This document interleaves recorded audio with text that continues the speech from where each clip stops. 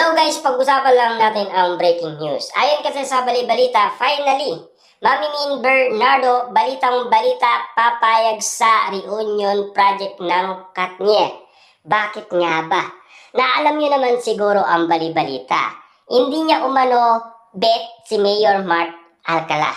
Mas bet niya si Daniel Padilla. Pero noon na nakikipagbalikan si Catherine Bernardo ay hindi nila bet si Daniel Padilla.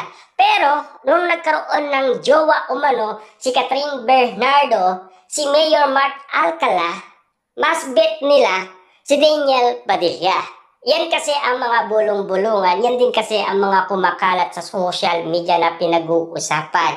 Na alam nyo naman siguro, nagpa-interview noon si Mami Min Bernardo kay MJ Felipe. At nilinaw niya lahat yan sa kanyang interview. Lalong-lalo na ang pagiging independent ni Catherine Bernardo. Alam nyo ba, naging independent lang si Catherine Bernardo? Sumunod naman si Daniel Padilla.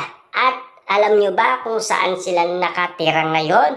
Siyempre sa BGC, sa condominium nila. Nauna na doon si Daniel Padilla. Bakit? Siyempre, malapit doon ang biniling lupa noon ni Catherine Bernardo para malapit lang si Daniel Padilla kay Catherine Bernardo kasi antipolo lang naman si Catherine Bernardo. Pero nagkataon nga naman kasi may mga bulong-bulungan na sumusuko na si Daniel Padilla sa showbiz at balak niya nang magnegosyo at magpakasal.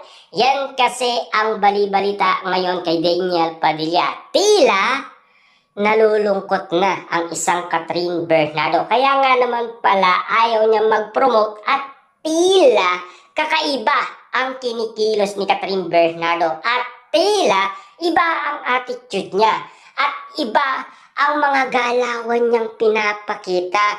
Ngayon pala, ang dati niyang ex-boyfriend, gusto niya nang magpakasal at iwanan na ang showbiz. Kaya nga naman kasi si Catherine Bernardo tinatamad na rin. Parang gusto niya kasing bumalik kay Daniel Padilla. Na alam niyo naman siguro, napakasakit nun. Ang minamahal mo, may minamahal ng iba. Noon, todo suyo siya at pinipilit umano si Catherine Bernardo. Pero walang magawa si Catherine Bernardo. Mahal na mahal niya si Daniel Padilla. Kaso nga lang kasi, ayaw naman ng pamilyang Bernardo. Pero ngayon, tila nagbago na ang mga sitwasyon ng Katniel, di ba?